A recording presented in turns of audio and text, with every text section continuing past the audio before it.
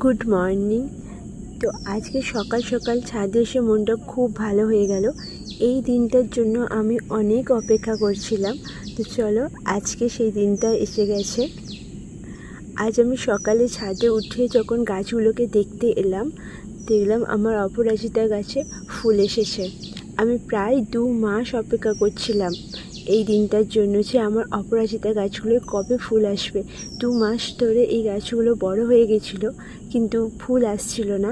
তো অনেক যত্নও করেছি আমি, তাও ফুল আসছিল না। তো আজকে শেষ পর্যন্ত ফুল এলো। তো সেই জন্য আমার খুব ভালো লাগছে। নিজের হাতে গাছ তৈরি করার পর সেই গাছে যখন ফুল হয়, ফল হয়, তখন একটা অন্য রকম ফিলিংস হয়। আর আমি ভীষণ গাছ ভালোবাসি। আমার ছাদে বেশ কয়েক ধরনের গাছ আমি বসিয়েছি। তো অপরাজিতা হচ্ছে তার মধ্যে একটা।